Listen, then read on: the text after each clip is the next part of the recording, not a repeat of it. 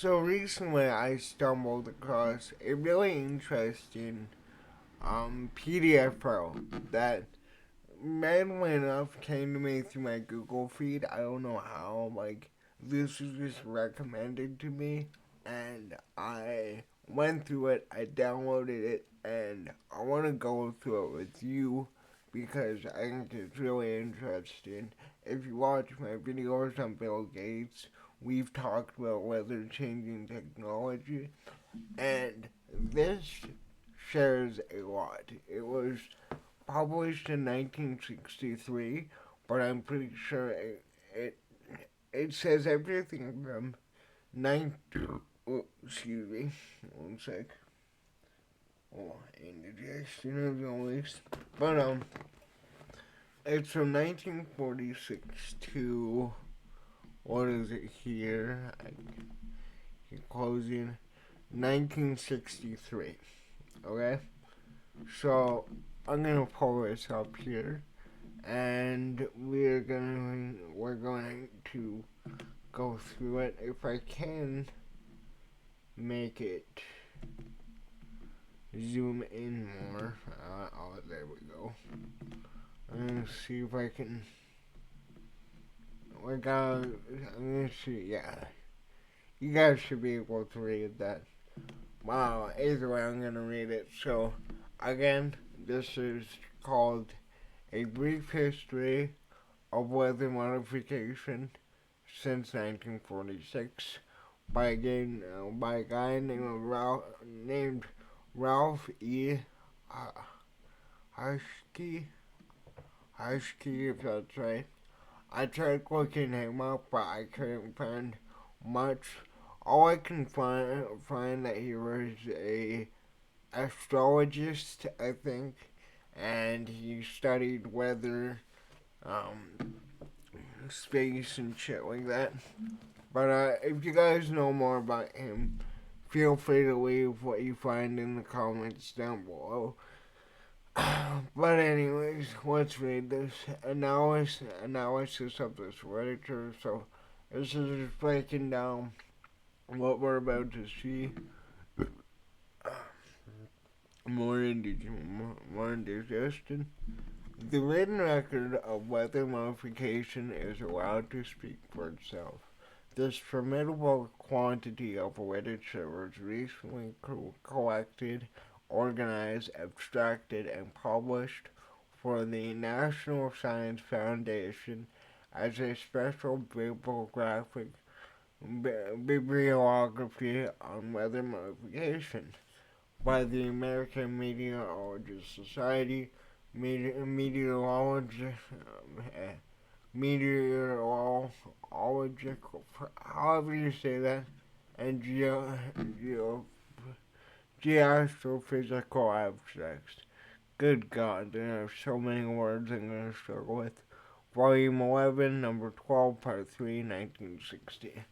The Rand Corporation has further analyzed the literature to provide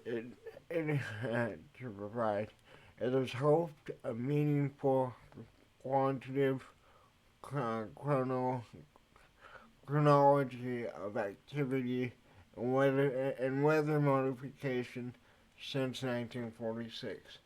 I'll get it together here eventually here. Figure 1 displays the gross results of the literature analyzed. It was delivered as follows.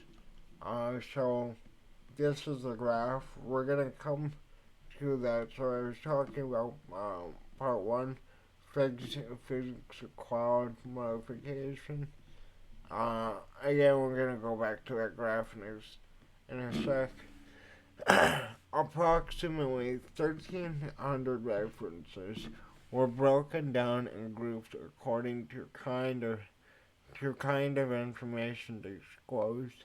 The references which disclose more than one kind of information comprise in this analysis more than one item, thus the number of items total over 1,700. Again, maybe you that are smarter than me understand more of this, but again, I'm just a guy who found this on the internet. So it was seen that the literature covered the spectrum of scientific worth, and that the groups could be categorized accordingly. Thus, in Figure 1, the tabulated chronology is represented as the sum of productive items above the axis, non-productive items below the axis, which marginally productive items about the axis. The material analyzed does not include any physical research not consciously directed to problems of weather modification, right? So they're talking about uh, this part one again, about modding clouds. And the original experiments that they did, we talked about the one where they brought dry ice up to the clouds, and that created the first man-made snowstorm. I think that was around 1954. So, number two is physical studies of seeding agents and nucleation process. This is what Bill Gates and what was it Scopex? I'm pretty sure Scopex. This is what they want to spray into the atmosphere, I think, to block the sunlight, allegedly. Physical and climatological studies, seeding, potential, and three. So, two is with the clouds. Three is dealing with the changing the weather physically, and then four, analyze the seeding experiments, basically seeing how the weather is after they add all these different chemicals and seeding agents to the weather. Number five, seeding instrumentation and experiment design. Basically, 5, 6, and 7 is basically testing non-commercial seeding to see what it does with the as it relates to changing the weather and that. But as you can see here, 1946 to 50 was the experiment weather. Or yeah, yeah, it's looking like it. Then 1950 to 1949 to 52, 53 was the bandwagon era. Then we have the evolution era from 50 to 53 to 56, 57. And then beyond that is the retrenchment era. Then we go below on this iceberg channel. Icebergs are a big thing now. We have number 8, cloud seeding effectiveness evaluation theory. Cloud seeding other than by dry ice, as I was saying, snowstorm, or AGI. Commercial clouding seeding by dry ice AGI. Survey of seeding programs and related physics, economics and legal aspects, and then semi-technical and mass media information to the public, which are those old newspapers where they were advertising, weaponizing the weather to cause droughts in the Soviet Union and many other newspapers. Again, if you want to dig into this, I'll try and put a couple more links down in the description beyond this link to this PDF file. But yeah, it's again, this has been my area of interest for the last month, I'd say I've been really digging into this because, again, this was in the 40s. We're nearly in the 2030s even, and you can only imagine what kind of technology is out there today. Whatever. So, um, go on. Japanese experiments are characterized by scientific analysts having. Wait, no, I didn't even. Did we read all this? Um, yeah, okay. I'm forgetting. I think we ended off on B. I'm gonna start off on B. Sorry if I'm repeating myself. I got ADHD. Um, it was seen that literature covered the spectrum of scientific worth, and that the groups could be categorized accordingly. Thus, in Figure 1, that tabular chronology is presented. No, we did read this, I'm sorry. Only clear patterns emerge from the kind of agglomeration represented by Figure 1, but as background, some are interesting and pertinent. For example, note that the volumes of non-productive and productive literature are about equal. Note to the rate of diminution, nutrition, diminution, I think that's a word, both since 1956, but especially that of the non-productive items. Note that the non-productive items peak occur in 1951. Um, so non-productive, um, yeah. Again, I wish I had somebody that can uh, explain this to me. Maybe I'll find somebody, bring them on the channel. Anyways, 1951, representing a public awareness explosion as the what yeah, 1951, representing a public awareness explosion as to the potential of rainmaking on a commercial basis. Note that the productive peak occurs 5 years later, corresponding to the maximum series effort to evaluate cloud seeding as a rainmaking technique. So, it's saying 1951 is the peak. So that would be the bandwagon area. The bandwagon era. Anyways, I'm just gonna read all this and then go down. Um, um a remark is in order concerning the relative volumes of commercial cloud seeding literature. Group 7 and 11 in Figure 1, and non-commercial cloud seeding literature in Group 6 and 10. A cursory comparison of reported cloud seeding projects versus the literature generated thereby indicated that commercial project price in the open literature only about 1/10 as much information as that generated by comparable non-commercial projects. This is not to say that complete documentation may not reside in the files of commercial operators and their clients.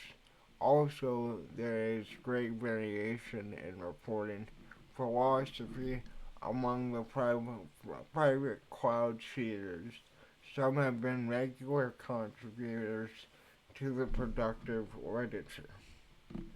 So there are even private entities that are cloud seeding back then.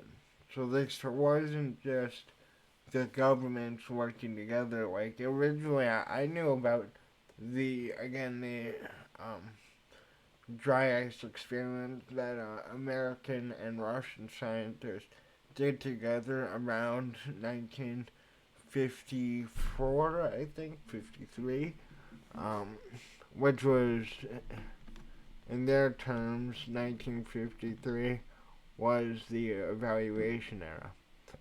Um, Number two, world distribution of cloud modification activity. It's a literature items concerned with actual cloud seeding. Group 411 of Finger 1 are summed by nation.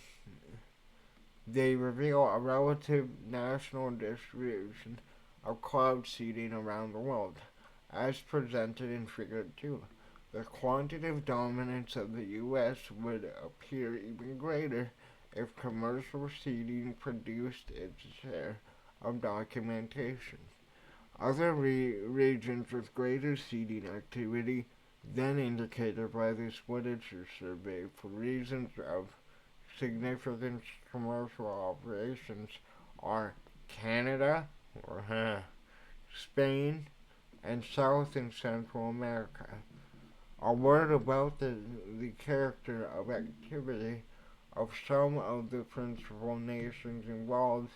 The experimental basis of French activity has probably been the broadest of any nation, covering nearly the full selection of seeding agents and convection stimulation methods, and using many dispensing techniques.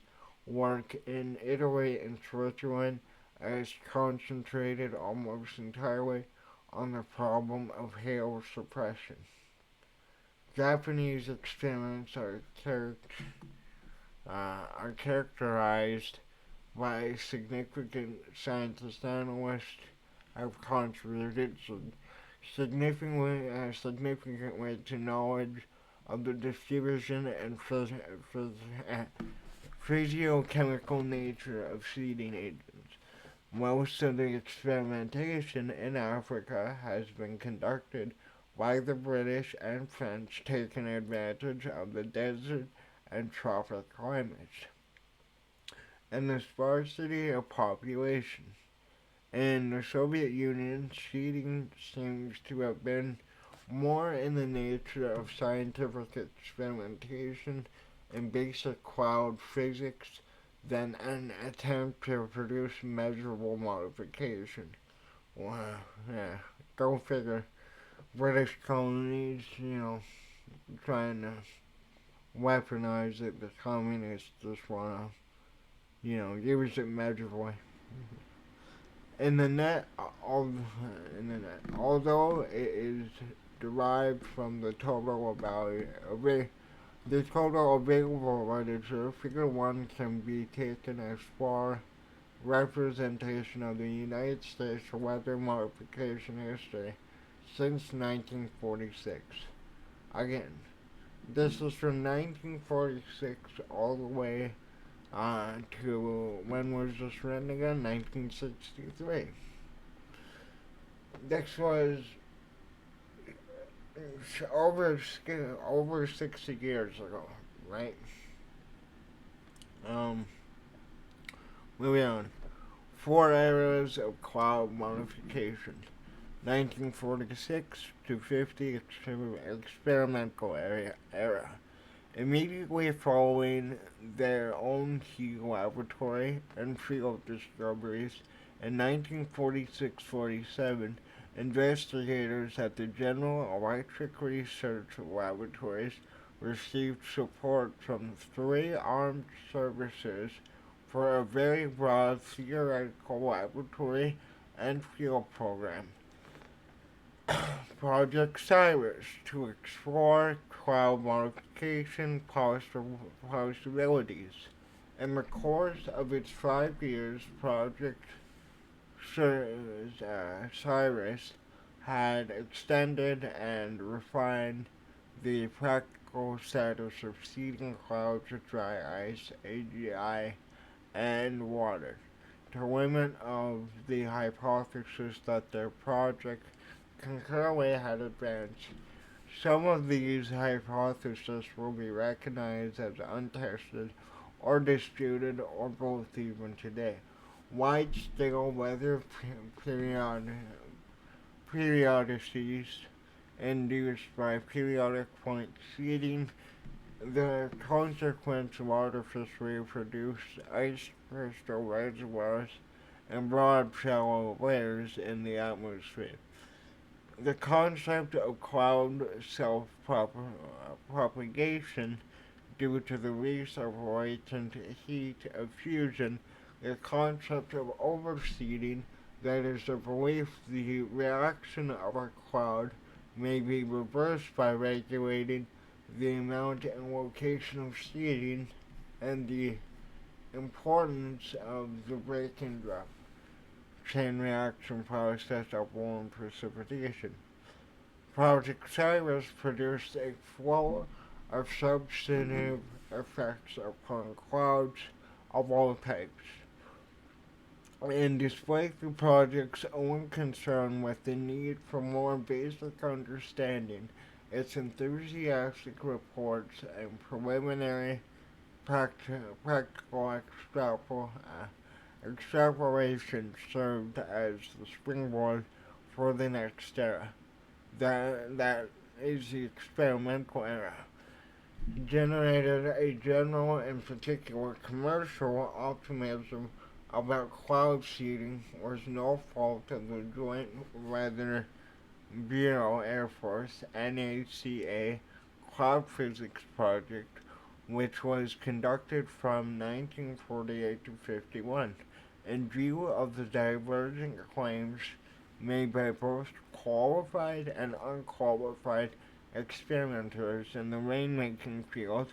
The requirements for a long series of well-controlled objective tests became obvious. Using dry ice only, the Cloud Physics Project seeded a few types of supercooled stratiform and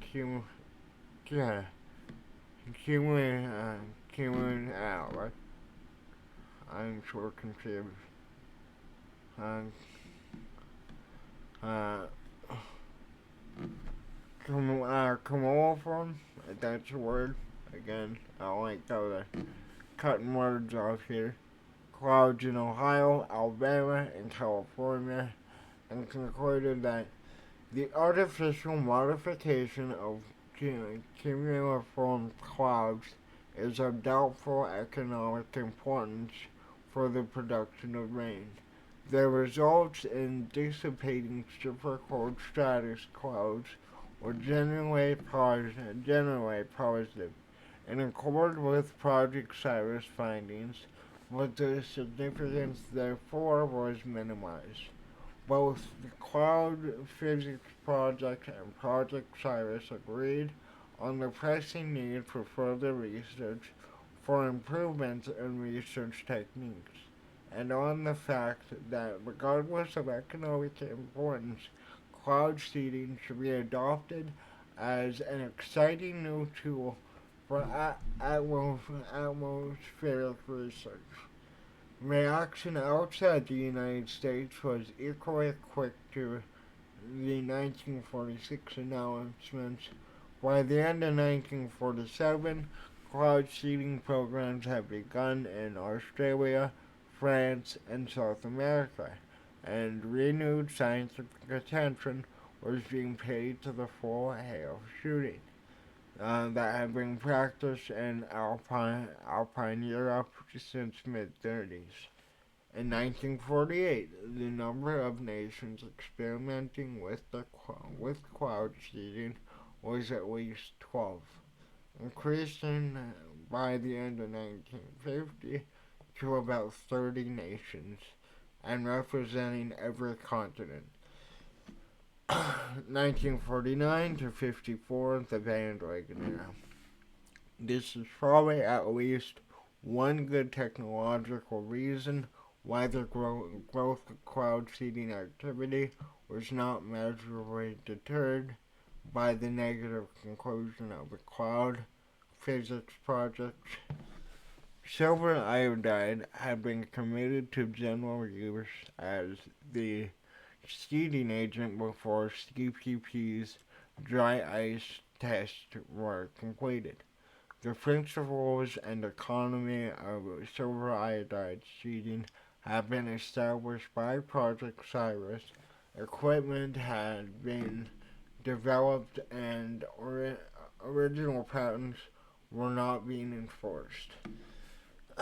Meanwhile, drought conditions had begun in 1946 in the southwest United States and had spread sporadically eastward and northward over the ensuing 10 years. Thus, the late 1940s and early 50s provided a coincidence of a dire need for rain and a presumed method of obtaining it. Commercial clouding seeding grew so rapidly that commercial cloud seeding that by the year 1951 to 53, cloud seeding target areas comprised more than 200 million acres, with a peak approaching 300 million acres, more than one-tenth of U.S. land area in 1952. Two distinct branches of cloud seeding efforts, commercial and non-commercial, had developed by 1952 and both were flourishing. But the non-commercial activity, principally the large four-pronged artificial cloud nucleation (ACN) project, a government follow-on to Project Cyrus, began to take on the character of the next era, that of evaluation. While commercial seeders were consistently presenting claims of positive rainmaking results, non-commercial projects were becoming increasingly mired in the statistical no man's land of inconclusiveness. 1952 to 57, the evaluation era. Actually, the question of rainmaking evaluation was raised from the first claims of success. Evaluation became the dominant factor in weather modification, however, only as a consequence of the work of the U.S. Advisory Committee on Weather Control, established in 1953. Under the aegis of this committee, the non-commercial and small segment of the commercial branch of weather modification turned almost exclusively to the task of designing experiments to facilitate their own evaluation by physical and statistical means. Because of their direct bearing upon matters of immediate public interest, the statistical project of the Advisory Committee received greater notoriety than the physical studies.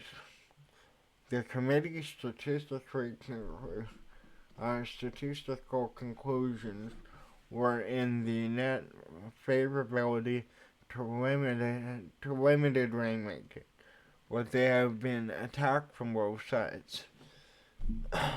The physical analysis of cloud seeding was greatly encouraged by the Advisory Committee project overseas Skyfire, Seabreeze, Sailplane, and some aspects of Santa Barbara project started a favorable trend back to investigating scientific basis of weather modification. The grand and diverse attempt to evaluate weather modification brought meteorologists to recognize, as they never had before, the extent to which atmospheric processes remain physically undefined and therefore physically and statistically unpredictable. 1956, retrenchment era. The natural attrition of marginal competitors and the public acceptance of greater realities combined by 1956 to reduce commercial cloud seeding in the United States above one-fourth of its 1952 peak, and commercial activity appears to have remained about level ever since. As the various advisory committee statistical evaluation projects gradually terminated, they were not they were not replaced in any kind. A century of the non-commercial field experiments, only those emphasizing physical evaluation, remain active. The support of some having been assumed by the new weather modification program of the National Science Foundation, others remain in Department of Defense programs with the simultaneous encouragement of theoretical and laboratory studies. Atmospheric physics then has become the watchword of weather modification, with the base of research in weather control